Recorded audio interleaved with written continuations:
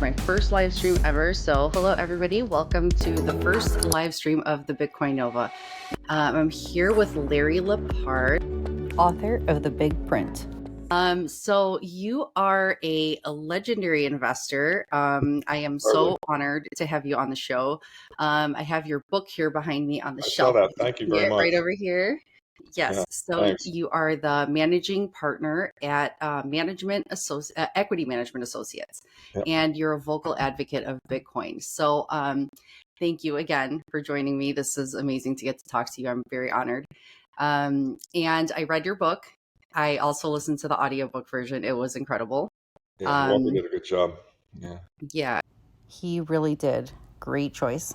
I love how I heard you speak in another podcast about how you wanted to ignite sort of this anger a little bit. You know, you wanted people to see the truth. You wanted to explain it for people who don't understand. So I really love that about the book. Thank you. Yeah, it's the mission is to try and get the more Americans and people worldwide, really, but I start from the American point of view, more people to understand what's been done to them. And then, get them, make them aware of it, and then hopefully they'll get angry about it, and then hopefully they'll take action to solve it. Yes. We all know what that is. So yeah, that's why I wrote the book. Yeah, and I love that you wrote the book too, because you were thinking, people have all these thoughts about what's going on in the finance world and what governments are doing with money printing and inflation. And, you have these ideas, but by writing the book, you are putting your words into history. Like you're actually etching that into a part of history. I hope so. I mean, I thought about that for sure. I mean, it's a story that needs to be told, and it wasn't being told. I mean, there are a lot of other great books that have done a very good job, but I kind of came at it from a different perspective, trying to tell more of my personal story and therefore maybe get people more involved in it. People don't always read, textbooks or other books on Bitcoin, and you notice I didn't put Bitcoin on the cover. I just made the cover orange. Mm-hmm. Because, some people are kind of anti-Bitcoin. They don't really understand it. They lump it in with crypto. I've encountered a lot of that, and I try and debunk all of that. So. Yeah, that's really great. And I love that you, because people might see a Bitcoin cover and they think, I don't understand it. I'm not going to read it just already because I just don't agree with it or something. But when you show that the US dollar is on the cover and the name of your book, The Big Print, it just draws people in. And I love how, yeah, sure, no problem. It always happens, Stacy, right after I start a recording or a live broadcast, my dog decides she has to go outside then. That's so cute. What kind of dog do you have? It's a West Highland Terrier. Oh, cute. Hard to ignore her. She's very vocal when she has something she wants. So anyway, I mean, I tried to come at it. I mean, the average American, the average citizen, they're being gaslit by the government, right? Greedy corporations, we didn't do it, it's not our fault, blah, blah, blah. And those are all just lies. And so, and I think a lot of people I know sense something's wrong. I mean, how can you not when you go to the supermarket and you see the food inflation? And so I think that, too few people understand what's causing it. And that's why I wrote the book, to try to explain in terms that they can understand that, it is hard these days and it's wrong and it's broken and it's systematic and, we've got to fix it. And so, the first part of the book's kind of depressing, about how broken it all is, and it's designed to get people active and mad about it. The second part of the book is, hey, it's really optimistic that there's this great solution emerging, and technology is going to carry us to a much better world where sound money is going to be the base layer, and we're going to be, things are going to be good. And that's what we have to look forward to. But we need to make the transition from here to there, and it's going to take a few years. It's not going to just happen overnight. So. Yeah, it does. It does have this, you do have hope when you realize there's a solution. Absolutely. Bitcoin changes you in that respect. I mean, you just get so much more positive and optimistic, and you start thinking long term and taking care of, physically, eating better, working out. I mean, everything about it. When you think there's a bright future ahead, you want to stretch out, your life and enjoy things. So, and sadly, when it looks like there's no hope, of course, the opposite's true. And even in the beginning of the book, I show those charts on the deaths of despair. I mean, sadly, a lot of citizens have been very badly damaged by the economic system, and that's not good for them. That's not good for their health. So. Yeah, no, it's true. It's like people don't, they're just stuck in this infinite loop of working too hard and struggling to get by. And they don't, like, I feel like people just, they're not looking forward to their future. They're not trying to take care of their bodies, and they don't have time to exercise and do things that are important to them. And I just feel like the beginning part of the book where you said it was depressing, it's very eye opening though, because you speak about your father and your grandfather. No, it's okay. All kind of stuff going Yeah. on. Yeah, And it keep going. was Sorry. it really hit me too, hearing that, because it's a story that's been told over and over again throughout families and throughout generations, where your grandfather had a furniture company, handcrafted furniture. Handicraft, yeah. Yeah, and it was crazy because they build up this confidence in business owners and people that own companies, and the federal government, and the interest rate policies and all of that. Once they lower the interest rates and make you feel like the economy is doing great, you are optimistic, and you think, I need to grow this business. I'm so busy. I have to take out these loans. And you try to grow the business, and then it turns around and they raise the interest rates so They hard, rug and pull you. Yeah. yeah, they rug pull you. Yes, for years it's been happening. Well, it happens over and over again. It happened in .coms, and really it happened in 2008. I mean, everyone alive today, no doubt, had parents who went through the 2008 crisis, and a lot of people got really hurt. I mean, my sister lost her house. It's just, it's the Federal Reserve has been a very destructive force in American history, and that's not the story they would tell you, of course. I mean, Jay Powell in his last press conference talked about how everything they do is in the interest of the American people. That's just horseshit. Yeah, Um, it is. that's And it makes you, that's why when you mention the word gaslighting, like, a lot of people even today don't really understand the word gaslighting. I always hear people say, what does yeah, that really actually mean? But that is a perfect example of what our government does, right, because they make you think that, this is just the way it is. Everything's fine. You're wrong about, they make you believe that you're crazy because you're thinking that these things exactly. are not right. And they're turning around and they're assuring you that everything is fine. They can't have a forward outlook on what's happening with the economy because they're blinded by greed. So they're just they It's just do what all, they have to do for yeah, themselves. it's all just a big psyop. I mean, Mhm. and the people in power, the people in control, they've been lying to us for years and years and decades, and not just about the money, about other things too. I mean, they murdered the president, and the CIA murdered the president, and what they very conveniently kind of drew the lines through the media and other things to say that anybody who believed in that was a crazy wingnut conspiracy theorist, when in Mhm. fact all of the objective evidence just overwhelmingly points to that's what happened.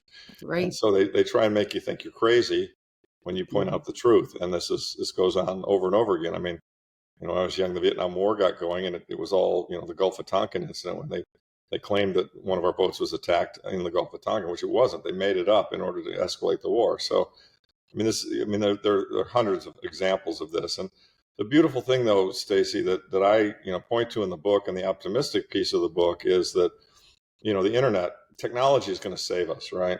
I Mhm. mean, the internet. I mean, heck, 10 years ago, you and I couldn't have even had this conversation real time, different parts of the country, broadcasting out to hundreds of people, right?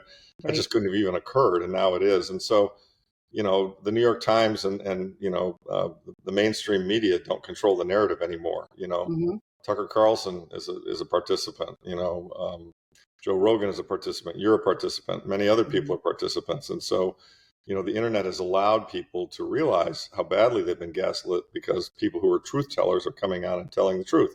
Mhm. And so, I'm just kind of, I'm the most recent monetary truth teller, because I've seen this thing for, the benefit I brought in writing the book, I think. And the reason I kind of, when I felt like I was tapped on the shoulder and said, hey, you ought to write this.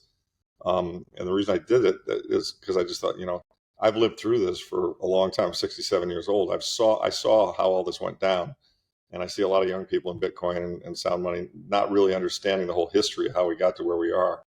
So I Mhm. thought I would kind of try and explain that and just lay it out very clearly. Look, this has been a long campaign on the part of the elite and the centralized systems, including the government and the top people at the top, to, screw the common person, period. Yeah. And they've done Yeah. a good job of it, because look at the top 1% now owns 92% of the wealth, Yeah. and we've got oligarchs running the country. So, it's just not right. Yeah. And we, but if we live in a representative democracy, which we do, arguably quite a broken one, but nevertheless, enough voices, enough protest, enough work on our part, I still am optimistic and believe that we can and will overcome the system that they've got in place. Yeah. Because Well, people aren't stupid. yes, yes. And of course, they're not stupid because of what you said, because of technology, the way it's Exactly. transforming the landscape now and allowing this truth to be told. And, people that they used to be able to control narratives and hide, ideas that they called conspiracy theories. And instead, they were actually just conspiracies. But it's like you think about how government just moves so slow, but they used to be in such control for such a long time. But with the advances in technology, it's they move too slow and technology moves too fast, and That's right. they can't outrun it. That's exactly right. Yeah, and Mhm. they want to, they'd love to kill Bitcoin, but they can't. Right. They'd love to shut down all these voices, but they can't. I mean, Hmm. they're trying to attack free speech, but guess what? It's going to just keep coming back to get them, and so they're losing, which is a really beautiful thing in my opinion. I mean, it's Right. really fun to watch these people lose and scramble, and they're getting more and more desperate, and we're just going to bury them in the dustbin of history. I love it. And I love that I think of you as like you're a rebel in that way too, because you like we have this community on X that's called the Paranoid Bitcoin Anarchists, but it's I feel like it's like the people that think of us as paranoid and anarchists, but I think that we think of it because regular people look at people that understand Bitcoin and they think you are just paranoid. But it's like, no, I actually am just seeing the truth. That's And exactly right. Yeah, right. And I feel like you have that that fire in you. You have that anger about what happened in the past and living through financial I mean, you worked in finance for all these years. You've seen what goes on. So it's like for you to come out and write this book and tell your story and actually explain it in a way that people that are told what to believe, for them to understand the truth, it's very important for people to just thank you. open their Well, eyes. that's really why I did it. I mean, I saw, I recall early last year, 2024, the election cycle. I recall seeing some conversation and debate or something on one of the mainstream media programs, and you had blue team yelling at red team and red team yelling. I mean, they were arguing about all kinds of stuff that, in my opinion, was just it's not relevant. It was stupid stuff, and Mhm. nobody was talking about the really underlying problem that's caused everybody to be so angry. I mean, I think you have to admit that there are a lot of people who are hurting in this society today economically, and that hurt is leading to a lot of political anger on both sides. And so, and to me, it's not really the politics that are causing all this; it's the underlying money that's causing all this. I mean, if people are living well and getting better, and they see their lifestyle improving over time, they tend to be pretty happy, and Mhm. not really. They don't want to go out and get into political arguments. But if things are getting worse, they start pointing fingers and looking for people to blame, and that's why it's so nasty out there right now. And so, I just felt like somebody's got to explain to everybody that this political stuff is really driven by the underlying economic stuff that's Mhm. making life harder. And that's not some mystery. That's not, as Mhm. one side says, that's not greedy corporations. That's the Federal Reserve and the money printing. And, Mhm. the cantillionaires and the banks and the way they've set the whole system up so that, if you're at the top, hey, you like inflation. It works great for you. You buy things, you lever them up, they go up in value, your cost of capital is cheap, et cetera. You get ahead in the world. If you're you and me or anybody else, you want to borrow money, well, you got to pay the credit card company 25%, which is just, Mhm. that would have been usury in the old days. Of course, all the usury laws have been gutted. So, yeah, Yeah. it's a very, very, very unfair system. And if you go back to the Constitution, the notion of the Constitution of the United States, which made it such a wonderful country and took us to the top of the world post World War II, it was kind of equal justice under law and fairness. Now, we didn't always live up to it. There are a lot of things the country did wrong. The treatment of the Indians, the slaves. I mean, all this stuff. We have a lot of black marks in our history, but we're evolving in the correct direction. And but this monetary thing, we never really solved this. This evolved in the wrong direction, and it's gotten Yes. much worse. And It's that's like why, they escaped. Like people always talk about how they escaped so they could start a new country and have different rules and not be oppressed and be free. And instead, right? they just built the same system that they escaped from in the first place. Yeah, it wasn't quite the same because we don't have royalty, although Mm. effectively oligarchs have become like royalty. But Yeah. it was a better system. There was, there was rule of law. For I a mean, while. Yeah. we in theory, I mean, look, I think the founding documents, the Constitution, are fabulous things. I mean, it's Yes. just kind of amazing what they did with this country, and yet, like so many things, and this is the fourth turning cycle, like so many things, eventually, a system gets older, corrupt, broken, and as I say in the book, you get to the point where you have quote unquote diseconomies of scale. In the beginning, economy of scale, which is making things big so that they're more efficient, that actually made sense. I mean, Henry Ford kind of kicked that off with the assembly line, right? It was a lot better than putting together cars one car at a time by hand, and it made cars cheaper, and everybody got a car. But eventually, systems get so big that they're unwieldy, and the people at the top don't manage them correctly, and then you have an enormous country that's a system, like Germany, and some idiot madman gets control of it and decides he wants to kill all the Jews, and so that's a diseconomy of scale, and I think we reached peak diseconomy, peak scale, and big organizations right at the end, right at World War II, because I mean we killed 40 plus million people, maybe 50 or 60 in that war, and that was the last fourth turning, and then since that time, things got better. We had our first turning. We had a lot of economic growth, but the flaws in the monetary system have become really apparent since World War II, and more particularly even since '71. I mean, another chart in the book that it's one of my favorite charts that I refer to a lot is the one where it just shows inflation over a very long period of time, and how in 1971 it just kind of inflects and goes straight up. And Yeah. Nixon taking us off the gold standard was a very, very bad thing. Yeah. But and Um, that started where we are, the path that got us to where we are today. exactly. Yes. So, And that's why I love when you mentioned before that it evolved. It turned into this thing. It wasn't right, starting off this started way. off a lot better. Yeah. Yeah. And when can you explain the fourth turning to people that don't understand? Sure. Yeah, and I highly recommend everybody who's read my book or is interested in this subject to read this book. It's a book. It's written quite some time ago now. It was written by Howe and Strauss. They're two social scientists.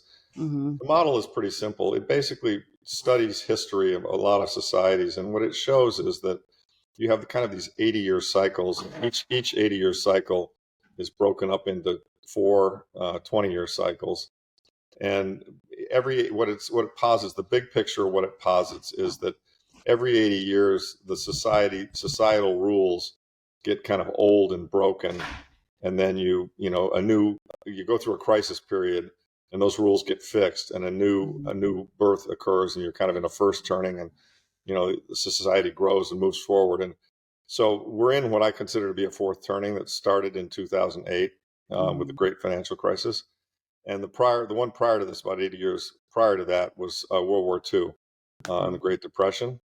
The one prior to that was the Civil War, the U.S. Civil War, and that was about 80 years prior to World War II. And then the one prior to that was the U.S. Revolution in 76 to 79.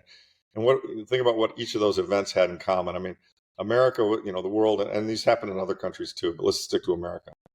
America and the world was a certain way before the American Revolution. We were colonies of Britain, and they could tell us what to do. And we had a revolution, and things were different. We're now the new America with a constitution. Okay, great. Well, America, and that went along for quite some time, and then eventually the issue of slavery became a defining issue, and states' rights and federal rights and so forth, and that led to the Civil War. And so America was a certain way before the Civil War, and then it was different after the Civil War. And then it recovered, and we grew, and we did pretty well, and we had the Industrial Revolution, and things got really good in terms of we had a lot of deflation, and lifestyles, living standards went up enormously. I mean, we went from living in outhouses to having plumbing and electricity and cars and all that stuff, in the early 1900s, and that all led up to the culmination of the crisis, which was the crisis of fascism, and the diseconomies of scale in World War II. And so we had to go out and fight and die to prove that democracy was better than fascism, and that that was an existential moment, but we solved it. And we're in one of those now, in my opinion, and the issue is this monetary issue. And what happened is, the money changers all figured out how to game the system in their favor, and they've done it. They've done it since 1946, and they've particularly done it since 1971. And now they've done it to such a degree that it's setting up to implode. That it just you can't continue. I mean, the book shows. I mean, in the chapter that was inspired by Lynn Alden's meme, nothing stops this train. The the debt is just getting so out of control, and the deficits are so out of control. And as Hayek says, there's only one way of resolving these kind of a credit bubble, and that's either through stop printing or a complete collapse. And Right. we may get a little bit of both, but I mean, we're kind of at that crisis stage. I mean, it's funny. I titled the book "The Big Print." That's what I was And going to get to next. yeah, Yeah. well, so we've really had two big prints, right? We had Yes. one in 2008, when Bernanke took the balance sheet from 800 or 900 billion up to, I think it peaked around 4 trillion. But Mhm. over a course of 3 or 4 years, actually more than that. And then we had another big print with COVID, and of course that one was bigger and happened faster. Mhm. They printed 5 to 7 trillion. Took the balance sheet from, it had been reduced down to about 3. They took it up to 9. Of course, now it's been reduced down to about 7. But This is and the my Fed view is, balance sheet. what's that? The I'm sorry. Fed balance sheet. Fed balance sheet, yeah, which is a proxy for the money supply, and they're Mhm. very tightly correlated. They're not perfectly correlated because there's also fractional reserve lending. But the point is that the underlying problem that Lynn has pointed out with her meme of nothing stops this train and that's going on is that you just can't grow GDP at a rate faster than, I'm sorry, grow debt at a rate faster than you're growing GDP Mhm. without that gap eventually causing a problem, which either means the debt has to collapse and be declared worthless, or you have to inflate GDP massively to get it back into balance. And a lot of people in other pods and others have asked me, and they say, well, okay, yeah, great, Larry, but you've been saying this for a while, and why now? And I don't know that it's now, by the way, this next big print. I mean, it could be in 6 months, but I'm pretty sure, going out, it could be in 5 years. I'm pretty sure it's probably within a year or two. Well, the But, thing is, you know, like how you said, like that meme about that, and it's also reminds me of the meme from The Big Short, where Steve Carell's character says it's a bubble, so it's like oh, we have this yeah, credit bubble, and it's about to burst. And I feel like even though we haven't had a actual big print, do you feel like in the last 4 years, I heard a stat that since COVID, there's been another $14 trillion added to the national debt. 12 or yeah, 14 trillion. So right, even though we technically haven't had this obvious big print, it's like literally growing every year, correct. so it's happening already, but something's going to literally break. It's going to be that bubble that's going to burst. And it's like the fact that it's looming so hard, and the fact that I you're think trying to write this. you're right on target. I mean, you're right on target because what we've seen in the past is these things happen in nonlinear fashion. In '08, it created a lot of debt, and debt to GDP got to be very, very high, and the leverage ratios got to be very, very high, and then something broke. And then, of course, they had the choice of either let all the debt reset to a lower level and have a very significant economic downturn, which they chose not to do, Mhm, prosecute the people who'd taken on the debt and who'd been criminals in the way they'd handled the financial system, mhm, or print to bail them out and make them all whole, let them get paid out at par, and got $20 billion of bonuses, which is enormously unfair, while everyone else who'd been sucked into the bubble, like my grandfather was in 1929, they all lost their houses, right? Because they bought houses that were too expensive, used too much leverage, and yeah. the downturn, they got wiped. Many of them got wiped out. And I know a lot of people were really damaged by that bubble. So Yeah, yes, you're because right. I mean, it's coming. they bail out the people that were irresponsible in the first place in order to not cause a systematic Correct. effect throughout the global markets, so they Correct. think that we don't have another choice. We can't just let people fail, because everything is so interconnected with, like, Correct. every company being involved with every other company, and it could cause a global catastrophe. So they think, well, we have to do this, but in the Correct. meantime, you're hurting everyday Americans, which the majority, I think, of Americans are middle class. Like, you have Yep. a small percentage at the top, a small percentage at the bottom, but a huge chunk of it is middle class. And every single day they're working harder. So when this print happens, anytime these big prints have happened, anytime they continue printing, it's like our savings is depleted. And how much, you think you have savings, but it's lost You 40% of don't. its purchasing power. You lost 40% of your purchasing power in the COVID thing. I mean, you're exactly right. In order to save the system, and then by definition, the people who are at the top of the system, they print money that makes all the rest of us suffer. So everyone thinks, they've said, and I've heard people say, Bernanke's a genius. He saved the system. But they don't think about the other costs. And the other cost is, yes, he saved the system, but we pay higher prices for everything. to have provided that saving. And the people who benefited from that, are the people at the top. Yeah. And Massively. And that's why the wealth inequality has gotten so large. And that's why it's good that the second half of the book, when you talk about this optimism, when you talk about there actually being a solution, instead of people Oh yeah, thinking, well, this is the way the world is, I guess we just have to like play by these people's rules. There isn't, that's not the way it is. That's not the way it's turning exactly. out to be. Exactly. And that's, I think, the second half of the book is the fun part of the book, because the first half of the book kind of details, this stuff, and you could read it and you could get depressed. But I think, more likely what a lot of people are likely to do is, I mean, the book is written as problem and solution, right? And so, and the first half, I had to write the first half, because if you don't understand the problem, you can't think about the solution. Right. And the first half was designed to wake people up to the problem, so that they then come to the correct conclusion about the solution. And Right. yes, the solution is extremely optimistic. I mean, it's going to get so much better. We're going to solve it. In fact, I did a podcast yesterday with a gentleman, a really fun guy, who was Argentinian. Oh yeah. And yeah, I don't know if you saw it. I saw some of it. Yes, Yeah, I didn't get neat to finish the guy. whole thing. And he lived through the hyperinflation in Argentina in 1990 and 91. He was a teenager when it occurred. Oh And he yeah. said, I recall my mom, she'd get paid, she'd rush to the supermarket to buy the food before the prices went up. And she said he said it was really traumatic and dramatic. A lot of people lost a lot of money. It was very painful. And then one day the currency totally failed. It was worthless. And the Argentinian government came back and said, okay, well, we're going to back the peso by using the dollar. Now, the dollar's somewhat flawed, but it was a whole lot better than the peso. It wasn't getting printed in the same way. And he said it was really amazing, because within a year or two, things got so much better. Everything returned to normal. And so we can all look at this and see and decry how bad it is, and it is bad. It's unfair. It's broken. But let's not forget that this is not an unsolvable problem. And if we don't get into some kind of war where we kill a lot of people like the last fourth turning, this is all that's broken here is the money. Yeah. And so all we really need to fix is the money. So, right. so And if we fix the money, things will get better. right.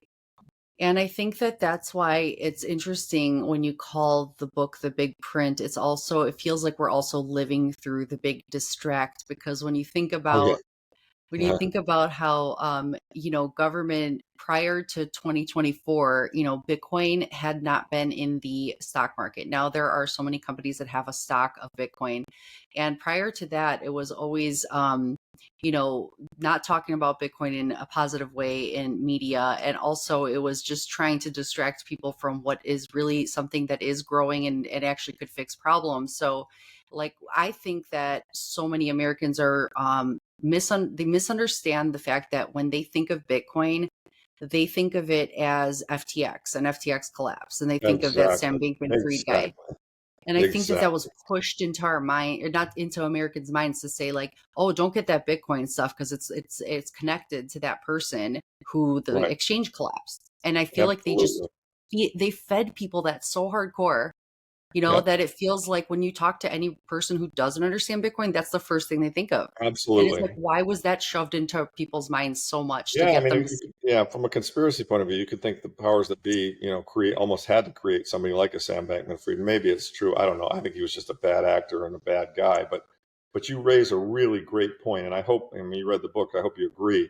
I really tried to attack that heavily, because I mean, the two. So I've tried to. I've been in Bitcoin since 2013 or 14, and so I try to orange pill, friends, neighbors, anybody, just because I want to see them protect themselves and benefit financially from it. And the two biggest objections are always, and particularly from gold people, oh, that's all fraud. Look at Sam Bankman-Fried, all these cryptos, you can just print them up.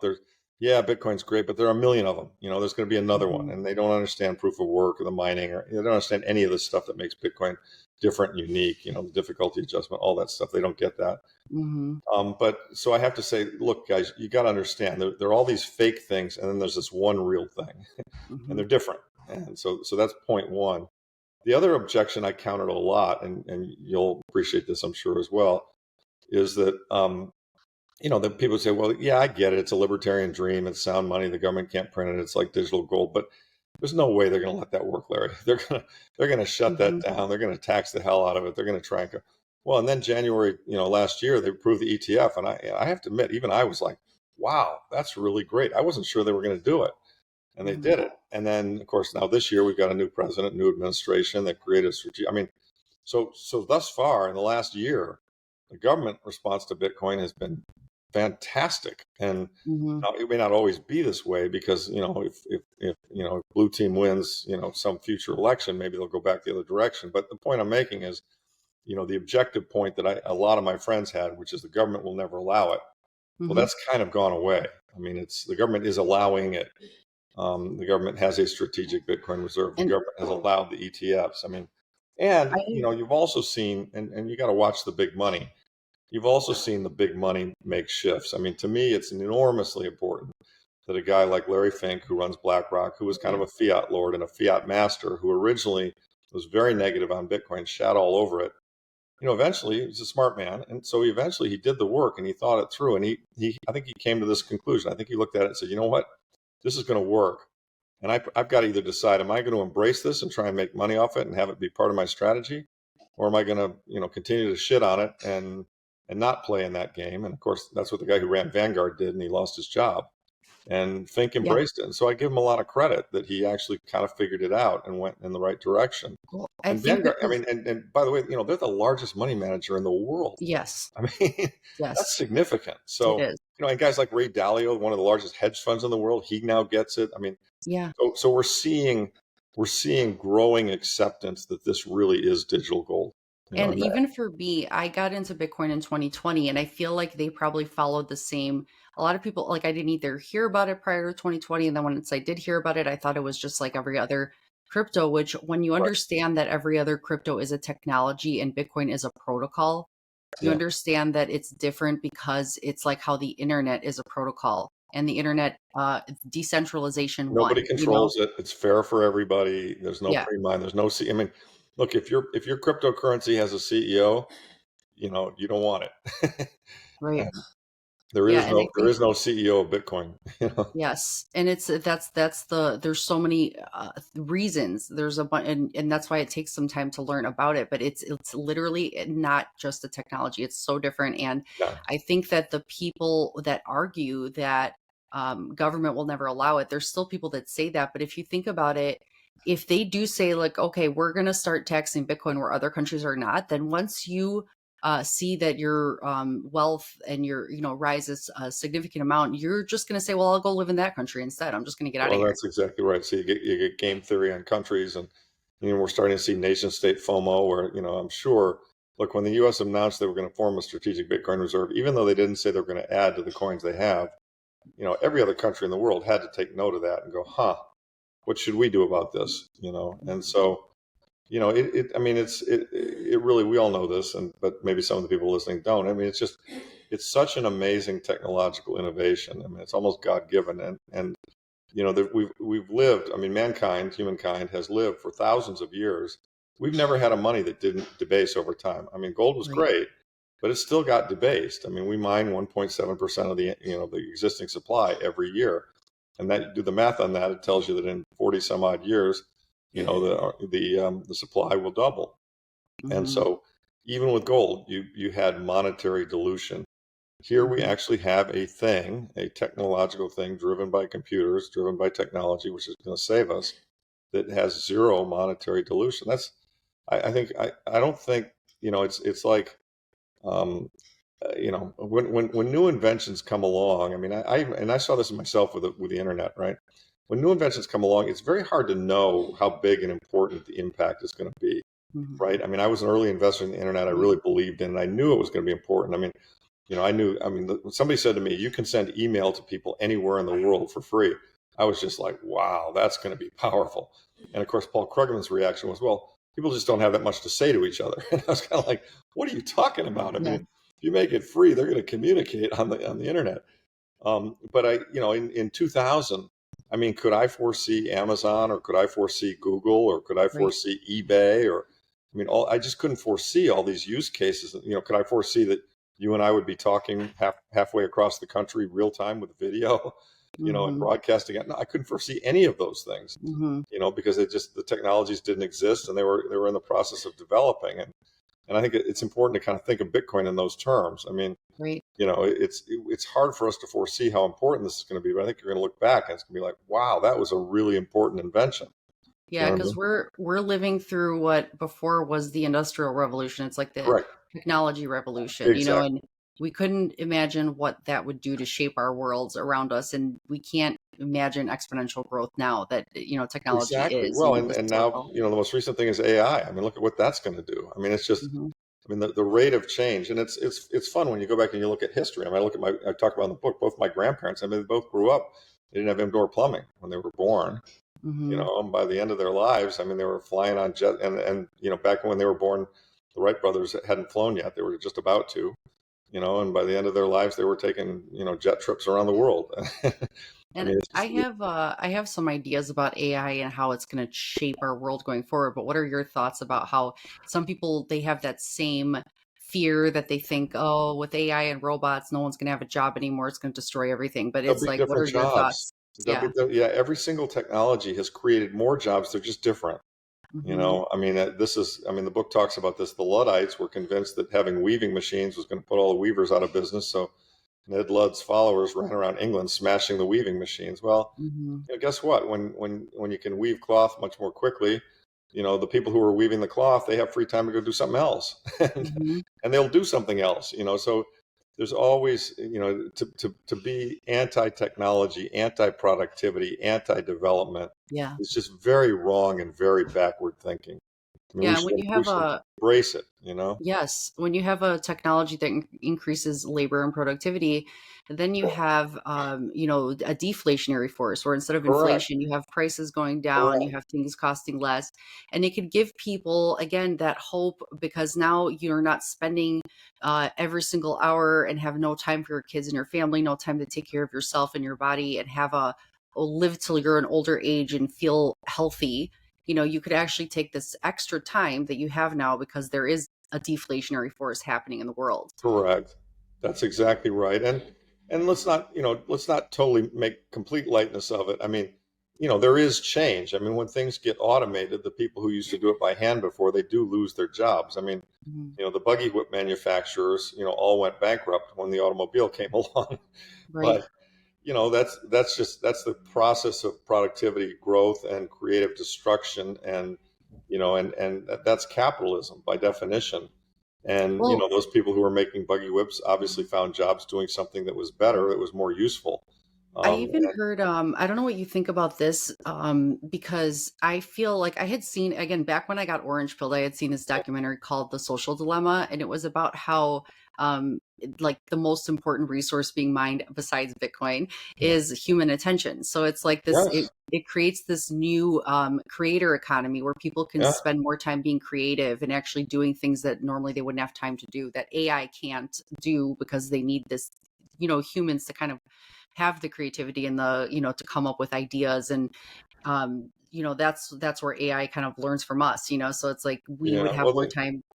what you're touching on is the issue that the only thing scarcer than Bitcoin is human time. I mean, we all have a fixed life. We all have a fixed lifetime, fixed lifespan, and that's that. And so that's even scarcer than Bitcoin. And yes, I mean, human attention is ultimately be extremely valuable. It's already valuable. I mean, look at how people online, influencers monetize eyeballs. They Mhm. where people spend their time has value. I mean, it's a lot of these online apps. I mean, we are the product.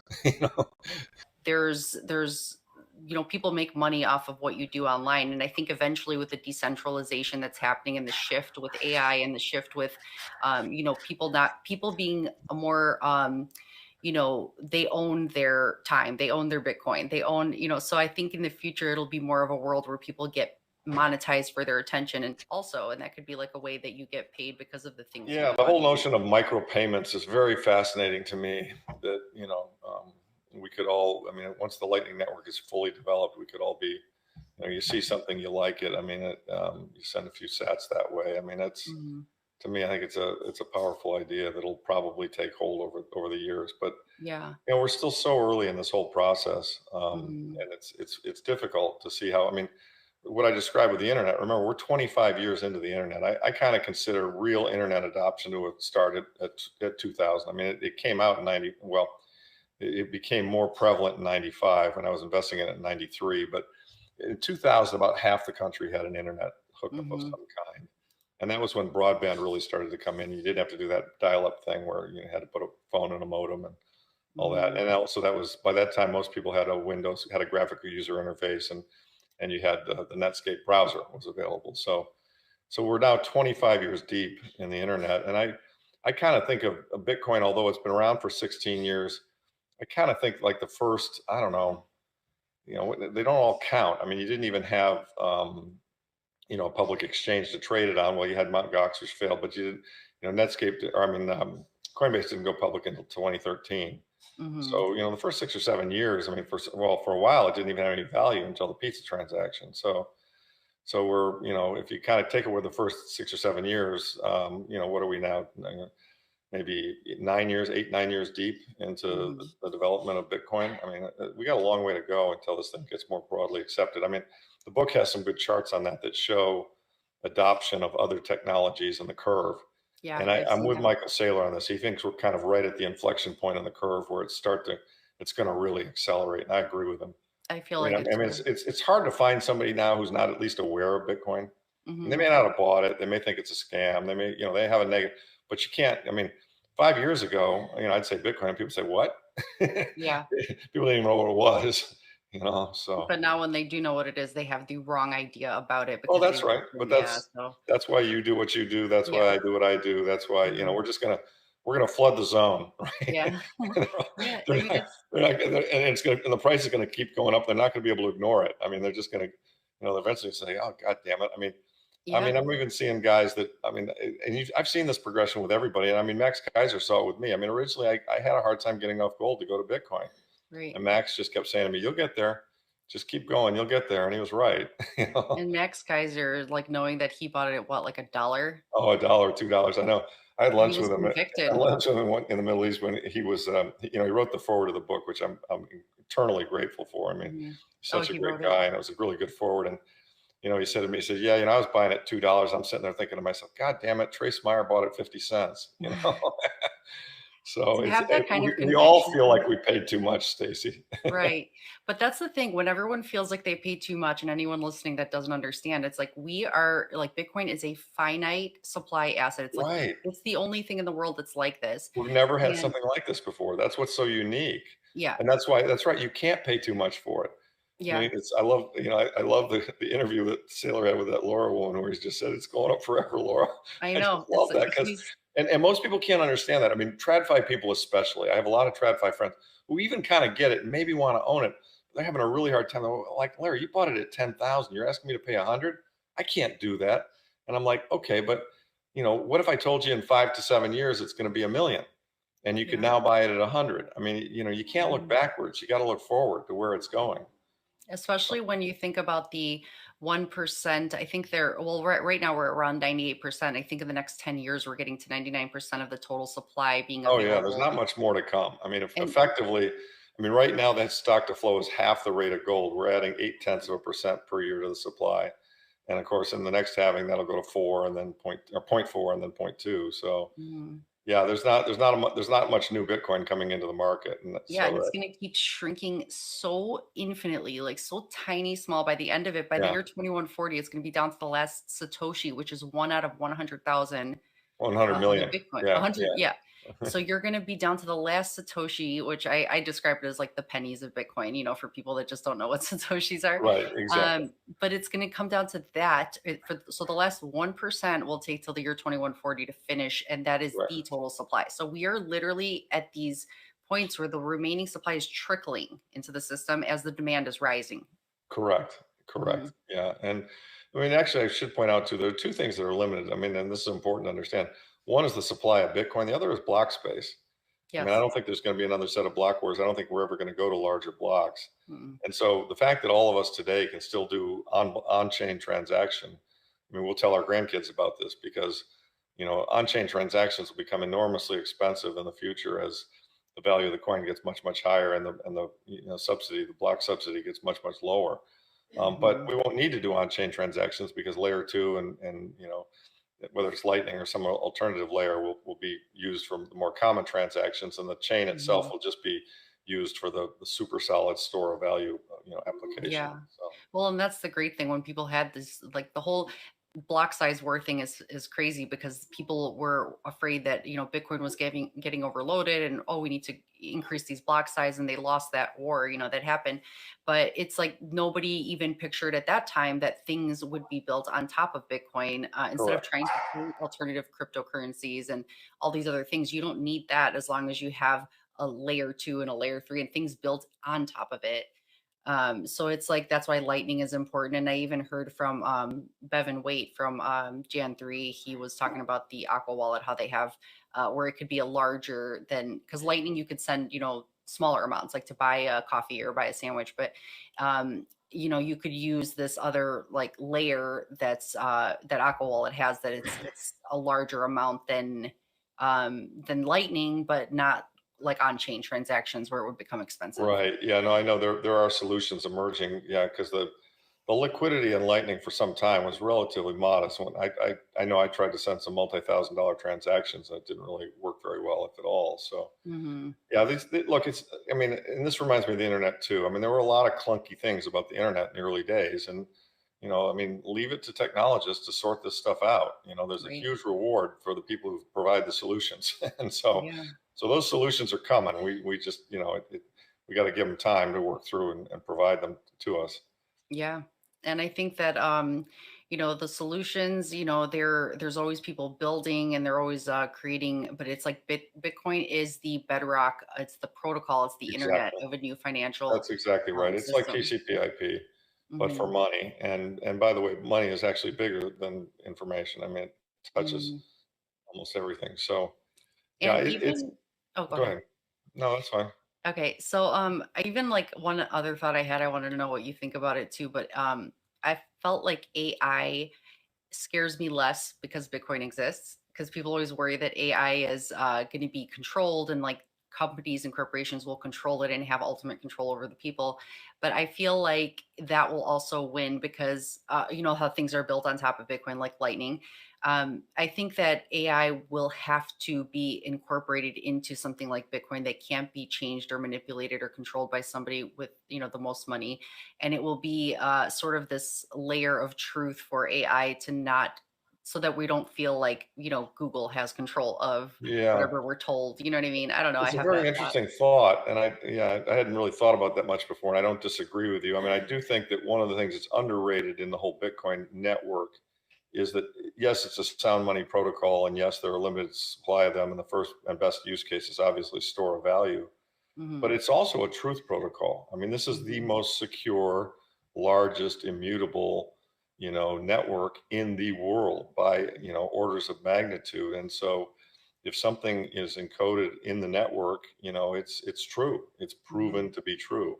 Hmm. And so I think I think many people are maybe underestimating how important that is. I mean, because I mean, how do we really know what objective truth is? I mean, you kind of don't. I mean, we all kind of hone in on it through science, but and in many areas there is no objective truth because there's a lot of opinion and debate.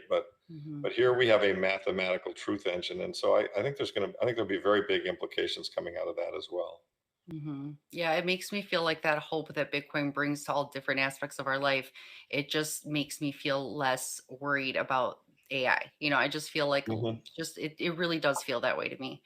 Well, and the thing to keep in mind with AI is it's and robots. I mean, they're always programmed by humans and by individuals, and Hmm. you know, But you don't want those individuals programming them to say, okay, we're selling this robot and they're all going to be in your home, but it's controlled by some well, no, bureaucrat or yeah, I know, corporation. a bad actor. I get it. Yeah, no, I Yeah. get it. So it can't Well, be and, like and I mean, feeding you. Yeah. as Saylor points out, I mean, Bitcoin will become it could kind of become a weapon of war. I mean, in the sense that, again, it's objectively provable in a Hmm. world where things won't necessarily be provable. I mean, Yeah. we could have AI images of people, we'll have AI voices of people, all this Hmm. stuff. But if you can control something that's on a network that can be proven, well, Hmm. then you can prove that you are you, so to speak. Yes. And that's it's kind of ethereal to think about it, but I think it's going to matter. I Hmm. really think it's going to matter, but we're talking years out. So And we have these ideas and we have these feelings, but it's true. It's like the way that you can't actually picture how it's going to turn out, but you do have that feeling that you know that it's truth. So you know it's got to be good. You know it's going to I reshape think and that's people will exactly vote. right. That's exactly right. And and looking backwards, we'll think, oh, we should have seen that. It was obvious.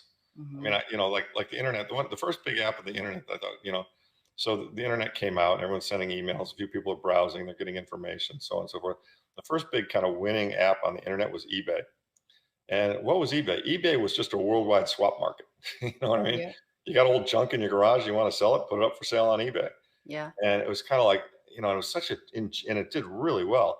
It was just such an ingenious idea. It was like, yeah, of Hmm. course. I can go to my local, garage sale, but I can't do a worldwide garage sale. Well, eBay enabled you to do that. Right. And so it's like things like that are going to happen with Bitcoin. They're going to. Even when you think about how people thought that Netflix wouldn't be a thing in Blockbuster, but it's like we were so stuck in this idea that what we're used to and comfortable with, we couldn't imagine change. So it's like Yeah, even when people used to have the hobby of buying CDs or buying records, like if correct. people still buy records because it feels like just old school. Right. But it's like when you used to go to the store and buy CDs, you felt like, well, what if I don't actually own the CD? What am I buying? Like you think that Yeah. you're Well, not buying a physical thing. yeah, no, I And that's recall the very same. clearly going to Blockbuster multiple times to get, the latest release of the hottest series, right? And Mhm. and then the That you broadband felt like tech. you actually left the store with something in your hands, like you had Yes, this idea that correct. it's physical, I have it, I own it. People used to have shelves full of video, like VHSs and, Oh, DVDs and absolutely. I've still got a Blu-rays. very big CD. I love music, and so I've Yeah. got an enormous CD collection that's just sitting there collecting dust.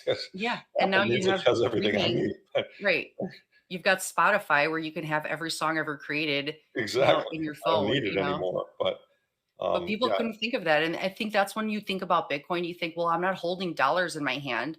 What's Bitcoin?" It's like, well, it's the same idea as you watching a movie. You're still using it, you're still watching it, yes, you're benefiting. You're just yes, not actually, holding it in your hands, and what's credit then in that case? Credit is just not a different protocol. It's not something you're holding hold your credit card, but exactly. Mhm, Exactly. Well, and you get into, like I said, when you get into these microtransactions, mhm, you could, in theory, we could all monetize ourselves, and there'll be a way, I think, eventually it'll get, the payment mechanisms will get easy enough and low enough cost that, like right now, if I want to read, if I want to read a Wall Street Journal article, I've got to subscribe to Wall Street Journal, pay them $40 a month, whatever it is. mhm, There should be a super easy swap mechanism where I can say, well, if I want to read that article and that article is 62 cents and all I got to do is send a lightning transaction, fine, I'll mhm. pay 60. I don't want to pay the $40 a month, but I'll pay the Yeah, 62 cents. for that article, yes, Or yeah. yeah, or the same is true like Major League Baseball. If I want to get Major League Baseball, on my home cable package, I got to pay a couple $100 a year. My husband Well, is so upset about that too. yeah, right. Or football. Yeah, I mean, same deal. It's like, no, I don't really care about that, but damn it, I want to watch the Lions game, and I'd be happy to pay $7 for the Lions game, but they don't sell it that way. Right. And it's just because all the they haven't set up how they can't figure out how to collectively you know sell it for a reasonable price and not have the Mhm. fees charged. And it doesn't work yet. But I mean, in turn, I mean, probably, I mean, podcasts like this might get monetized where, I mean, would somebody pay a couple of cents to see a podcast? Probably they would, and so Mhm. you'd make a little money, I'd make a little money, whatever it would be. But Yeah, I mean, I think that, you and just in turn, there'd be really cool kind of crowdfunding aspects. And, I mean, imagine a society where, let's say somebody does something really good, Mhm. somebody commits an incredibly heroic act, right? And Mhm. everybody sees it and hears about it. And then, the story is told that person's very poor. Well, wouldn't imagine, there are 330 million people in this country. Well, what if everybody sent them a dime? Do you know what I mean? I mean, that Yeah. adds up to, and that were easy to do. You were on Nostr and you just saw me and said, gosh, I really approve of that kind of behavior. I'm going to send that guy a dime. And Well, that is definitely a right. possible future that you could imagine because young people today, I feel like they're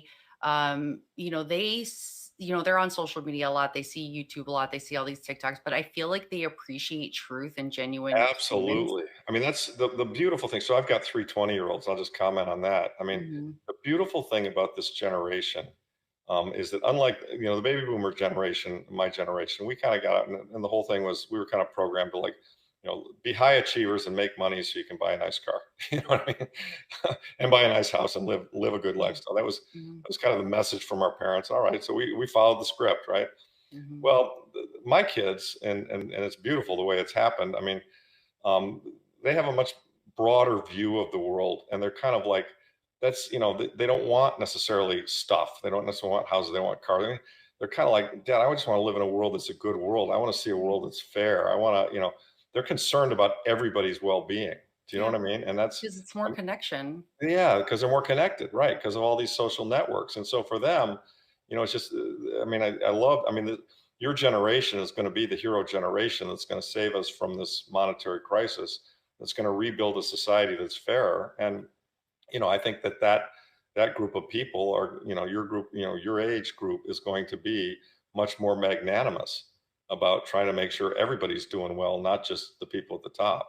Hmm. And that's really what the world needs. It's a beautiful thing. So, And that's what I think when I think about Bitcoin. I feel like even though people talk about the supply dwindling and it being a finite supply, there will always be redistribution of wealth in this system. So oh, it's like there's absolutely, always going to be somebody selling at some absolutely. sort of price No, because they. Bitcoin's just a giant savings pool. That's all it Mhm, is. And so you either decide, all right, I've got mhm, excess capital and I want to save, and knowing that it'll be worth more in the future, I'll buy mhm, Bitcoin. Or, at some point I'm going to retire and maybe not have any kind of regular income, but I'll mhm. need to support my lifestyle. And so I'll slowly sell Bitcoin to Yeah, just live pay my off of it. bills. Yeah, I'll Hmm. just live off of it. But Hmm. what's beautiful about it is knowing that whatever the stack I have is, I know that it's going to continue to appreciate in value, not depreciate in value. I mean, Exactly. the saddest thing that my generation has faced, and I saw this a lot, I still see it today, I saw it with my dad, is you work hard all your life and you save up a certain amount of money, and that's your entire life effort. You don't get to do it over again. I mean, you're 60 or 70, you don't have the energy you had when you were 20 or 30, right? Yep. And you retire or you decide to slow down, and suddenly the money just doesn't buy as much. And my father, retired with an okay sum of money. He should have been pretty comfortable for the rest of. By the time he passed, it had really dwindled down to a much more modest amount because of all the inflation that takes place. I Hmm. see 60 and 70-year-olds who are afraid to retire, even though they have their house paid off and a decent, what most people would say, Yeah. well, they're fairly well off. And they're like, well, maybe I'm not, because if I live to be 90 and inflation is really high, I'm going to run out of money, Yep. and that's to me, that's really tragic. I mean, I And why think, should you be working till you're 70 and literally still feel like you can't retire yet and can't take care of yourself the way you should? And it's like right. you're working till you pretty much you feel like you're like working yourself to death. That's kind of what it is. And it's really kind of sad because, I pointed out earlier, I mean, when COVID came along, they grew the money supply 40% in 2 years, right? Hmm. And so we more or less, COVID created about 40% inflation in the price of everything. I think that's what most people would agree. Their groceries have gone up by that amount. And, so and I know people like this. They've worked their whole life. They've saved. They've done the right thing, which is to save. Of course, I mean, in America, people don't think that's the right thing, but historically, it always has been the right thing. They built up a stack of money, whether it's 50 grand or a million if they did well, but it's some amount of money, and that represents their entire life's effort. And then the Hmm. government comes along, prints 40% of the money supply. They just stole 40% of that buying power. They just stole it. People don't understand that. I think people just don't understand that when they do that, it's when you think of supply and demand, when there's more dollars circulating, it takes more of those dollars to buy Yeah. stuff. No, you're right. That's why people do not understand it. And again, therefore the book and therefore your I mean, this is what we're all fighting for. We're all fighting to end this. Hmm. We're fighting for a system that's fair, that ends this, so that people can save money, do the right thing, save money, knowing that it will benefit them in the longer run and their life will get better. Plus, we And want also to make sure that when we do these things, when you write your book and when I'm doing what I'm doing, it's you want to make sure that because we know we're at this inflection point, this point that we feel like with technology, Bitcoin is growing faster than the internet. So I've heard that Bitcoin is like 1994 of the internet right now. That's how right, what stage we're at, but it's growing faster. And the reason we want to spread the word and let people know is because we see what's going on and it's very important that you wrote this book and that people understand the history and the hope, but just to see that we would like for more people that we care about and anybody who feels like they have been tired from working to death. It's like you can slowly put, I like the calculation, as much as you understand about Bitcoin, that's how much you should put into Bitcoin. Just if you don't understand much, put a little bit. If you understand a lot, put more. But I love that. And I think that we would love to see people get into it before the governments and the corporations and all of them collect most of the Absolutely. supply, and then you're Absolutely. buying it very expensive. So it's like at least if you buy it now before they're all collecting it, it'll be beneficial for you. You always feel like you're buying it at a high price, but it's This is one of those games where the early worm, I mean, the early bird gets the worm. I mean, it Mhm, really, I mean, I mean, Max Kaiser got a better worm than I got, and but people who wait 10 years, they're going to pay more, and the benefits will always be there because it is going up forever. So it will mhm, always be the superior form of savings, and so savings are a good thing. But mhm, yes, obviously, the sooner you join the network, the sooner you begin to enjoy the benefits. And that's one of the other things I try to convey to non-coiners is just how kind of peaceful it feels once you get to where you are, where I am, where you just totally get it and mhm, you're all in more or less. mhm, You just it provides a sense of peace, that in mhm, your mentally. I mean, I don't think most people fully understand how stressful and mentally taxing the rat race is. I mean, mhm, and when you're scrambling to always pay the bills and you got to work more hours, more jobs, I mean, you feel like you'll never get ahead. I mean, this is why people play the lottery because it's the only mhm. thing that gives them hope. They Right. know it's a bad bet. Nobody, I mean, statistically, the lottery makes no sense. You're throwing the money away, but people do it because it's the only hope they have in their life. And instead, if they take that $10, if they're using or 20 or whatever it is they use to play the lottery, instead if they put it into Bitcoin, they would and watched it grow over time, they would be kind of, I think, pleasantly surprised with how much further Mhm. ahead they'd get. Because people don't realize that you can save money these days, Yeah. and I think you've forgotten that that is not something that Well, you and they don't. The other thing people don't realize, very few people have an understanding of mathematical compounding. I mean, Mhm, when I took my kids when they were much younger, and I got out a finance calculator, and I showed them, I said, look, if you save it, $100 today, and you mhm, grow it at 10% a year, and you live to be 60 years old, it's going to be a big number. mhm, The compounding savings compounded, it's almost impossible not to get fairly well off if you do it. mhm, Assuming that you get the 10%, assuming you don't do stupid investments and lose the money. mhm. But it really is the way that if you look at kind of The Millionaire Next Door, which is a good book, you look at the way most of these people did it. They did it by savings and just investing in prudently, and Yeah, over time the value grew. I have my cousin who I thought this was crazy. She told me about how somebody had given her a $50 savings bond, like a treasury Yep, bond when she was born, so in yep. 1986. And do you know how much that treasury bond was worth today? Well, $54. right, She made and $4, so technically she lost money with all this I inflation was and going to everything. say, think about $50 when she was given that back in '84. That Mhm. would have bought her a lot more than the $54 buys you today. I mean, $54 today doesn't buy you much at all. So Yeah, like a tank of gas or something, so yeah, it's like that's a small maybe. trip to the grocery store. In fact, we all have different kind of grocery store trips. I mean, you used to have kind of the $20, $30 one. That's now become 60 or 70. Yeah, yeah, just to get a And couple the things. big shop is 250 to 400, right, or Yes, 300 at least right. if you want to buy a lot of protein. So Yeah, it's uh, crazy. So it's like just to think that her like thinking that treasury bonds, and that's what I think the rest of the world realizes too. Like the US treasuries are not a good store of value. Like they're not gonna no, make money holding these no, things. no, So nobody wants it. no. So I don't know. This has been super great.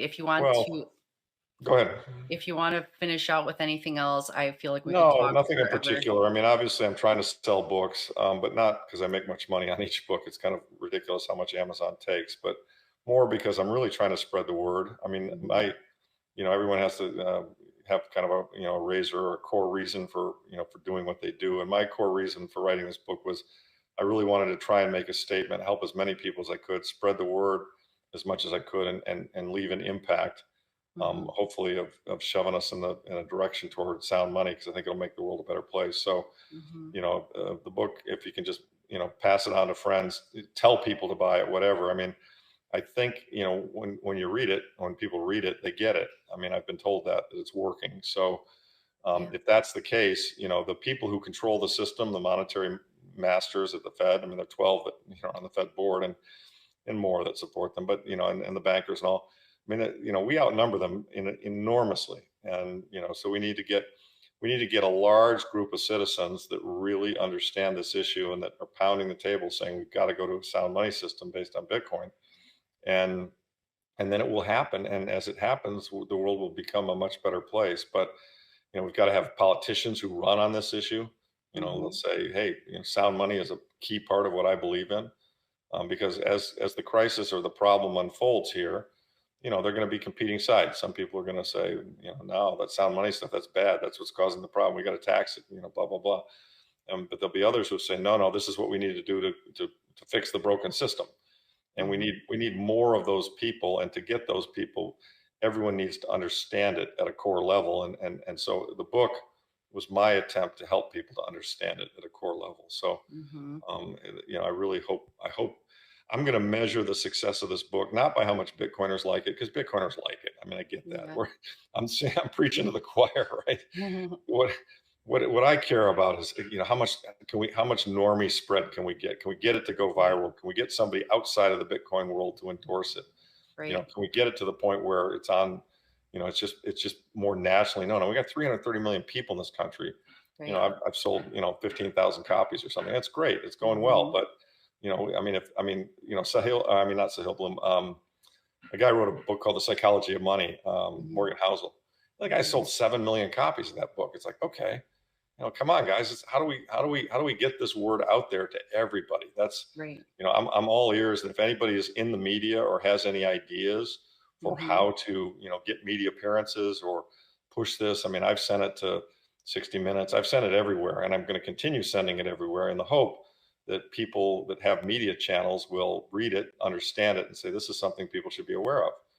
So I'm all ears. If anyone wants to DM me on Twitter about suggestions to spread the word, that's what I'm trying to do. I will. I have some thoughts circling around in my head. So if I can, like I say, I'm all ears. We gotta get it to be as broad. We gotta get the knowledge to be as broad as possible if we want to manifest this new, better world based on sound money, which I think it's going to come either way. Okay. Right. Even if I hadn't done this book, it would happen. But my view is I'm running out of time, so I want to do it sooner rather than later. You want to see it. You want to see it. I want to see it while I'm still here to see it. Yeah. So you want to see the world that you're helping build. I want to see the improvements happen. I want my kids to live in a better world. They're all doing fine, but they can't buy a house. It's ridiculous. So.